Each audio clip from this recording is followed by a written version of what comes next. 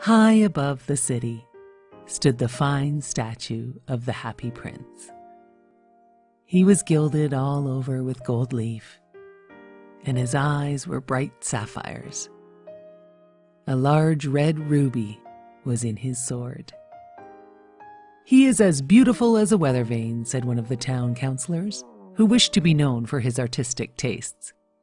One little boy in the city was crying for the moon, and his mother asked him, "Why can't you be like the Happy Prince, who never dreams of crying for anything?"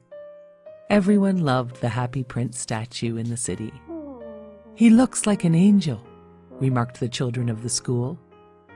Their math teacher asked, "How would you know? Have you ever seen an angel?" "Of course," said the children, "in our dreams." One day a lonely swallow landed on the Happy Prince for a rest. He nestled in between the statue's feet to go to sleep. But just as he was about to fall asleep, a large drop of water fell on the swallow. The swallow saw no clouds and could not understand where these drops were coming from. The swallow looked up and saw the statue's eyes were full of teardrops, and that is where the drops were coming from.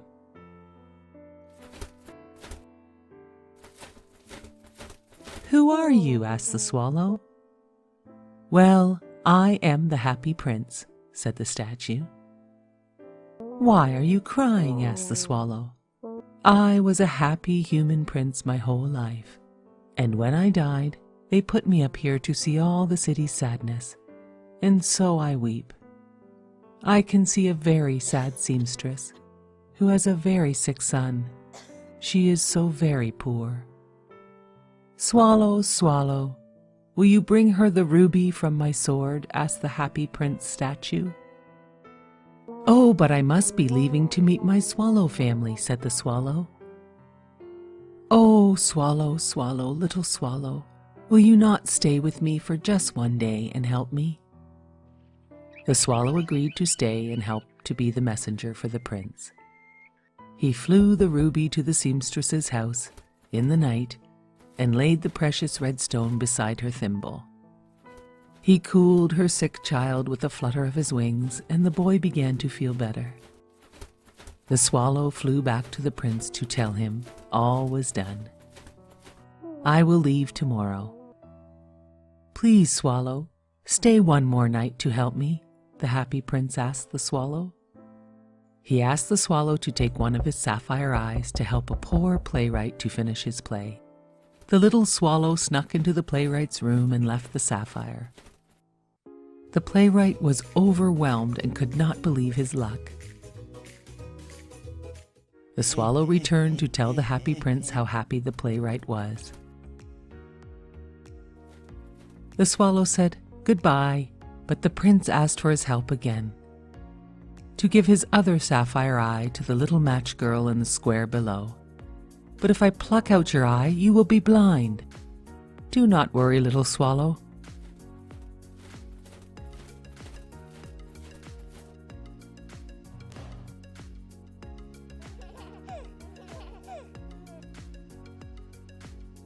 "Go and join your family now." But the little swallow insisted on staying forever with the Happy Prince. The Happy Prince asked the swallow to take each leaf of his gold to help the poor in his city, and so the swallow did, as the Happy Prince asked, leaving the Happy Prince looking quite dull. The swallow stayed too long, and the cold winter made him very sick. He knew he was going to die. He told the prince he loved him and kissed him on the lips before falling at the statue's feet to his death.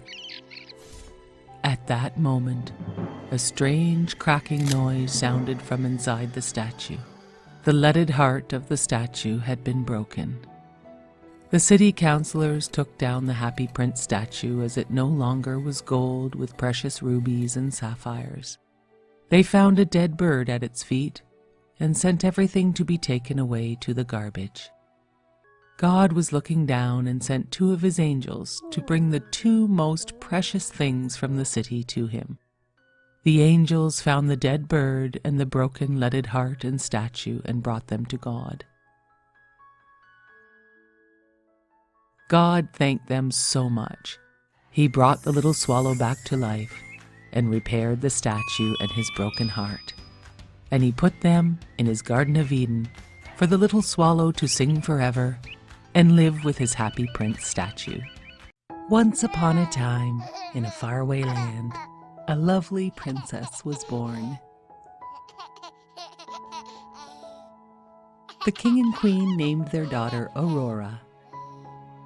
They invited everyone in the kingdom to the palace to celebrate her birth. Everyone except for the evil fairy Maleficent. The wicked fairy was so mad about not being invited that she snuck in anyway, in a flash of lightning, and she put a curse on beautiful Princess Aurora. Before the sun sets on her 16th birthday, she will prick her finger on a spinning wheel and die. Then, Maleficent, in a flash of thunder, disappeared. Luckily, 3 good fairies were at the party, and they softened the curse with a prophecy that said, "If this will happen, you will only sleep, not die. Your sleep will be ended when your true love gives you a kiss." The 3 fairies disguised themselves as peasant women and agreed to raise Aurora in the woods to keep her identity a secret until the night of her 16th birthday. The years passed and Princess Aurora grew into a lovely girl. She only knew the 3 women as her aunts, not as fairies, and they called her Briar Rose. The evil fairy Maleficent was always looking for her, but never could find her.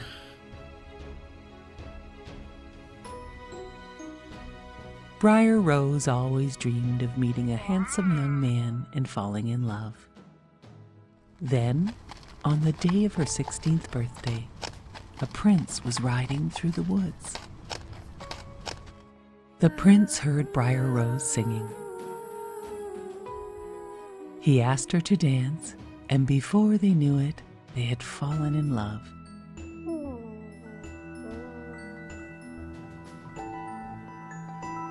Briar Rose had no idea he was a prince from a nearby kingdom, and the prince had no idea that she was really a princess. The 3 aunts were busy baking Briar Rose's 16th birthday cake. Briar Rose returned to the cottage and told her aunts about the stranger she had met and danced with. The aunts told Briar Rose her real name was Princess Aurora, and she would be returning to the castle that evening.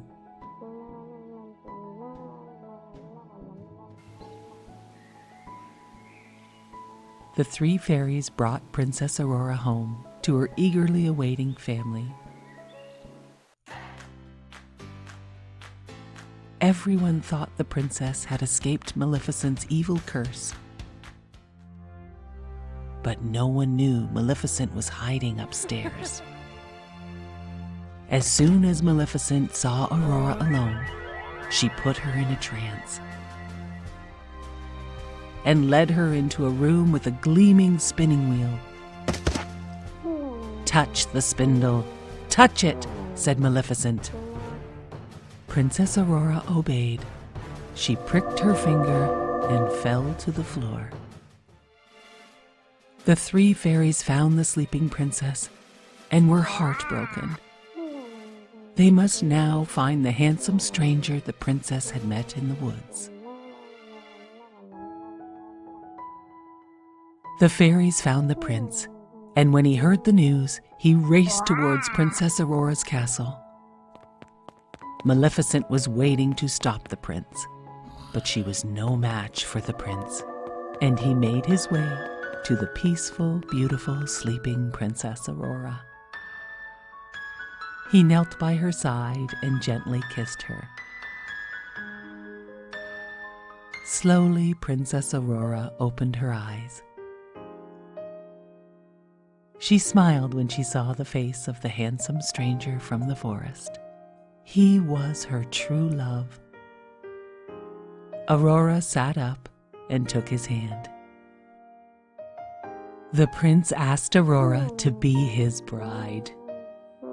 "Yes, of course," replied Princess Aurora. They would live in his grand castle, close to her parents and her fairy aunts. Princess Aurora and the prince lived happily ever after. A long time ago, a beautiful young woman was forced to live in an enchanted castle with a hideous beast.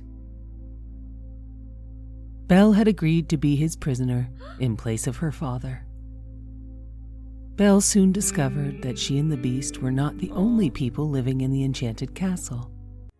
To her surprise, she found out that the former servants of the castle had been magically transformed into everyday objects: a teapot, a teacup, a candelabra, a clock. Meanwhile, the beast was very nervous. A long, long time ago, the evil witch who had turned him from a handsome prince into an ugly beast had warned him that he must learn to love and be loved to break the spell and turn back into a handsome prince. He had lost all hope until he met Belle. He was afraid she would never ever see him as a prince, but only as a monster. "She is so beautiful, and just look at me," he shouted to the servants. Mrs. Potts, the teapot, told him, "You must help her see past all that," she said. The candelabra agreed with Mrs. Potts. They told the beast to be a gentleman, compliment her, be kind, gentle, and sincere, but mostly to control his temper. The beast invited Belle to dinner, but she said, "No, thank you." The beast got very angry and roared, "If she doesn't eat with me, she doesn't eat at all." Despite their master's orders, Mrs. Potts secretly fed Belle dinner. Mrs. Potts and the other servants entertained Belle, and they all laughed and sang, "Be our guest." Belle was very fond of all the servants, but wanted nothing to do with the beast.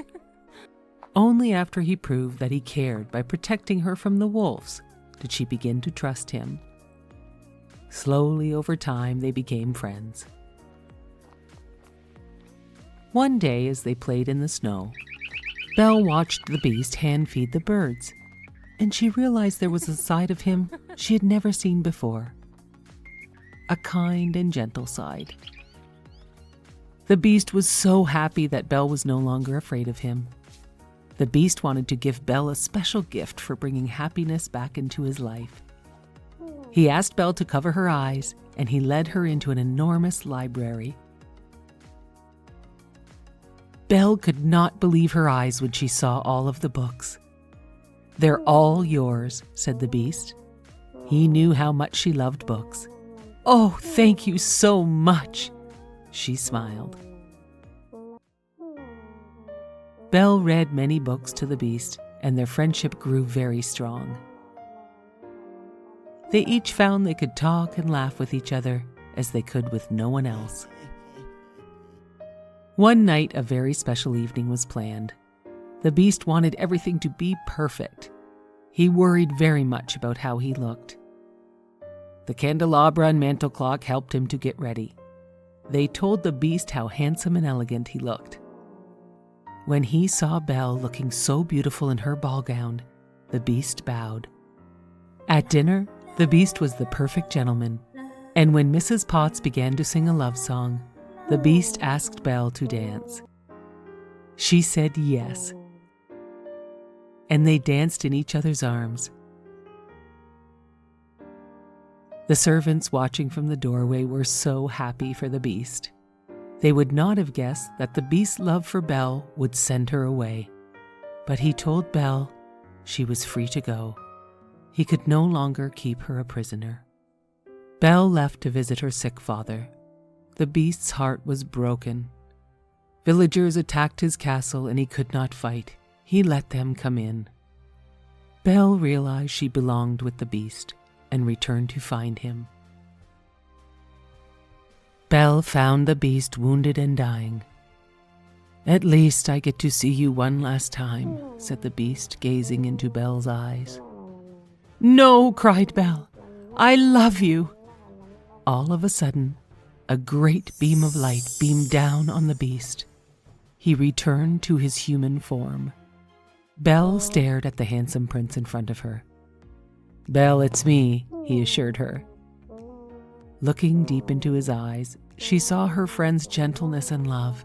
"It is you," Belle cried, and she kissed him joyfully. Fireworks lit up the sky, and all the servants became humans again. To celebrate this great event, the prince and Belle had a fantastic ball in their shining, perfect castle. Belle wore her stunning evening gown, and the prince looked handsome and dashing. All the servant friends attended the grand ball as well. Belle and the prince danced in each other's arms all night. It was very clear for all to see how much they were in love. Belle and the prince lived happily ever after. A long, long time ago, beyond the Great Wall of China, a tiny dragon named Mushu left his home in search of a young girl named Mulan.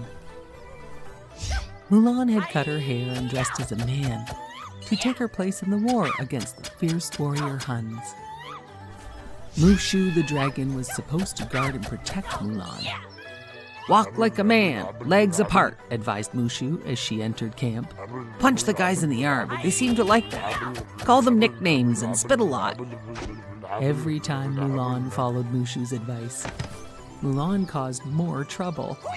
Soon all the new recruits were fighting. The camp was in total chaos. When Captain Chang arrived, Captain Chang asked Mulan her name. As Mulan tried to disguise her voice as a man, she told Captain Chang her name was Ping. Captain Chang was a strong and skillful leader. Mulan felt inadequate, but she worked hard and used her mind to finally win Captain Chang's respect. All of the soldiers admired Ping's determination and hard work. She inspired them.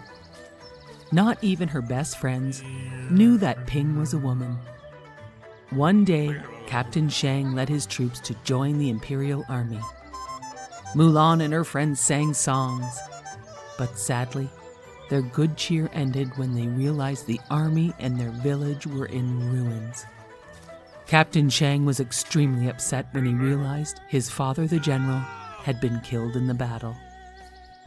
Mulan tried to comfort Captain Chang, but the Huns returned. Mulan proved to be a great and courageous soldier. Mulan, with Mushu's help, caused a huge avalanche that buried the enemies. Even though Mulan was wounded in the battle, she was still able to jump on her horse and rescue Captain Chang from the oncoming snow. As Mulan's soldier friends helped Mulan and Captain Chang back to safety, Captain Chang awoke and looked at Mulan with admiration. "From now on, you have my trust," he said, and he thanked her. Mulan's smile soon turned to pain, and as her wound was treated, everyone learned the truth about Ping. They all found out Ping was a woman. At this time in China, Mulan's deception was punishable by death. But Captain Chang spared her. "A life for a life," Captain Chang declared. Feeling rejected, Mulan watched as the troops marched away, leaving her alone with Mushu. With a sad, heavy heart, Mulan confided in her friend Mushu that she just wanted to do things right, so that when she looked in the mirror, she would see someone worthwhile. "But," Mulan said, "I was wrong. I see nothing." Mushu tried to make Mulan feel better and confessed he had set out to make Mulan a hero so he could regain his position as guardian. "At least you risked your life to help people you love. I risked your life to help myself," said Mushu. Mulan hugged the little dragon. How could she be mad at such a friend? This quiet moment was shattered when Mulan realized that a few of the Huns had survived. She raced toward the imperial city to warn Captain Shang. Mulan got there just moments too late, as the emperor had already been taken as a prisoner. Mulan's soldier friends tried so hard to break down the palace door, but without any success. Mulan said she had an idea. Mulan dressed her soldier friends as women. The Huns had no idea they were soldiers, and the soldiers got in and rescued the emperor. But Shan Yu, the Hun leader, fiercely attacked Captain Shang. To protect the captain, Mulan revealed herself to Shan Yu as the soldier who defeated him at the mountain. Shan Yu began to chase Mulan, but the dragon and Mulan had a plan, and they led him to the roof of the palace. Just when he reached the top, Mulan grabbed his sword and pinned his cloak to the roof. Mushu shot a rocket towards him, and Shan Yu disappeared in a blast of fireworks. Mulan was so happy as she realized she was special just as herself. She returned home and presented Shan Yu's sword to her father. He was so grateful. Captain Shang followed Mulan home as he realized his feelings for her had grown. Mulan was so much more than a great fighter. Finally, her heart was full. And Mushu, the little dragon, regained his guardianship, and they all lived happily ever after.